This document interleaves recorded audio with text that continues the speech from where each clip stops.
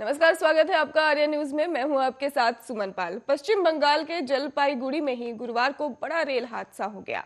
Bikaner Guwahati express train के ही 12 डिब्बे पटरी से उतर गए और इस घटना में ही अब तक 7 लोगों की मौत हो चुकी है। घटनास्थल पर राहत और बचाव का कार्य फिलहाल जारी है।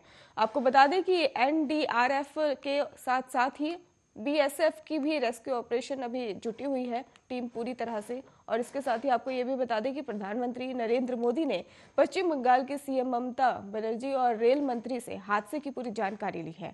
वहीं रेलवे ने भी हादसे के लिए उच्च स्तरीय जांच के आदेश भी दे दिए हैं।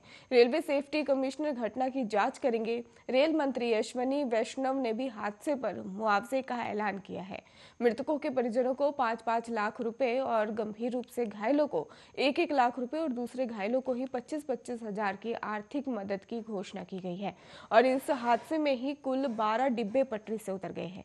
आपको बता दें कि आशंका ये भी जताई जा रही है कि अभी 12 डिब्बे जो गिरे हुए हैं उसमें से 2 डिब्बे ऐसे हैं जिनमें यात्री फंसे हुए बताए जा रहे हैं, जिन्हें निकालने का काम लगातार जारी रहेगा। और इससे पहले घायलों को भी डिब्बे से बाहर निकालकर स्ट्रेचर के जरिए ही एम्बुलेंस और फिर जलपाईगुड़ी अस्पताल तक पहुंचाया गया है। और इसके अलावा भी आपको बता दें कि जलपाईगुड़ी में ही बीएसएफ हेडक्वार्टर से ही घटनास्थल पर खाने के पैकेट, चाय पानी के भी बोतल और हर जरूरी चीज पहुंचाया जा रहा है।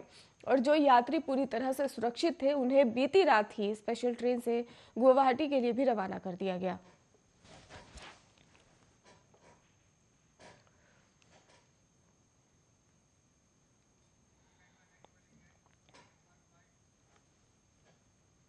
चलिए रुक करते हैं दूसरी खबर की ओर, जहां पर देश में कोरोना के बढ़ते मामले के बीच ही उत्तर प्रदेश के प्रयागराज में माघ मेले का आयोजन हो रहा है। और आस्था का ये मेला कोरोना का सुपर स्प्रेडर हो सकता है, ऐसा कहा जा रहा है। आपको बता दें कि आज यानी कि शुक्रवार को ही मकर संक्रांति के मौके पर लाखों लोग स्नान करेंगे। मेले में कोरोना विस्फोट हो चुका है। लगातार ये अपील हो रही है कि मेला रद्द होना चाहिए, लेकिन प्रयागराज में ये मेला लग रहा है। ऐसे में सवाल ये भी है कि महामारी के दौर में ये मेला क्यों, और 47 दिनों तक चलने वाले इस आयोजन के दौरान लाखों की तादाद में ही श्रद्धालु गंगा में स्नान करेंगे।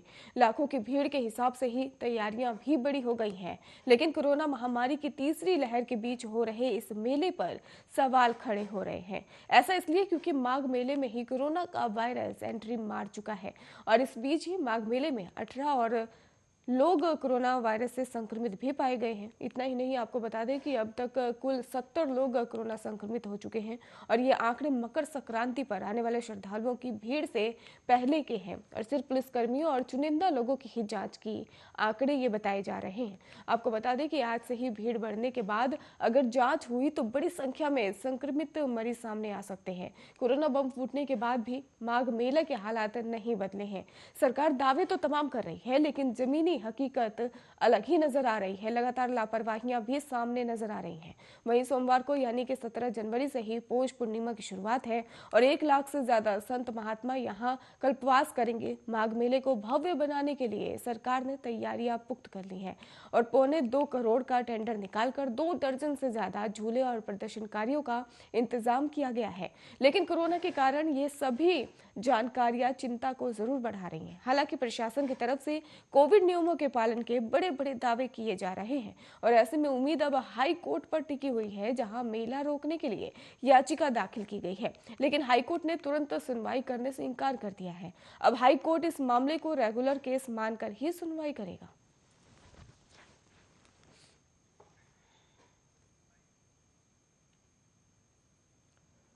चलिए और रुक कर लेते उत्तर प्रदेश की खबरों का, जहां पर उत्तर प्रदेश में ही विधानसभा चुनाव से पहले नेताओं के पाला बदलने की घटना को लेकर आम हो चुके हैं।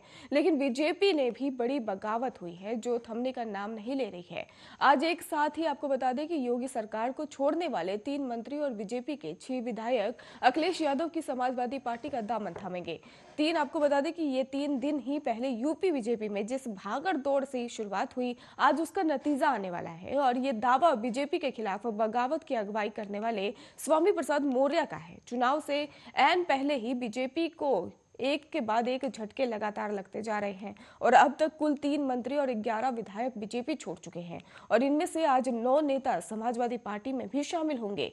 आपको बता दें कि अखिलेश यादव की मौजूदगी में ही लखनऊ में समाजवादी पार्टी के ऑफिस में ही 12:30 बजे प्रेस कॉन्फ्रेंस होगी और जिन 3 मंत्रियों ने ही योगी सरकार का साथ छोड़ा है उनमें सबसे पहला नाम खुद स्वामी प्रसाद मौर्य का है और दूसरा नाम की बात की जाए तो दारा सिंह चौहान और तीसरे मंत्री हैं धर्म सिंह सैनी और इसके अलावा ब्रजेश प्रजापति, रोशन लाल वर्मा और भगवती सिंह सागर, मुकेश वर्मा और विनय शाक्य और बाला अवस्थी ये उन विधायकों के नाम हैं जिन्होंने स्वामी प्रसाद को ही समर्थन जताते हुए चुनाव से पहले ही बीजेपी को बड़ा झटका दिया है और इनका दावा यह है कि झटके अभी जारी रहेंगे। आपको बता दें कि स्वामी प्रसाद मौर्य बीजेपी को चुनाव में ही हराने का दावा कर रहे हैं। बता दें कि नेताओं को ही मिलाकर अब तक कुल 14 विधायकों ने बीजेपी को बाय बाय कह दिया है और जिनमें से ही 4 विधायक पहले ही समाजवादी पार्टी की साइकिल पर सवार हो चुके हैं, जबकि अवतार सिंह और भडाना और आरएलडी में ही शामिल हो गए हैं। 2014 की बात की जाए तो 2014 में भी केंद्र के सत्ता पर काबिज होने के बाद से ही चुनाव के ऐन पहले ही दूसरी पार्टी के नेताओं का बीजेपी में आने का सिलसिला तो कई बार देखा गया, लेकिन यूपी में चुनाव के ऐन पहले ही कुछ उल्टा सा नजर आ रहा है। 300 से ज्यादा सीटों वाली लोकप्रिय योगी सरकार को चुनावी इम्तिहान में से ही बड़े झटके लग रहे हैं।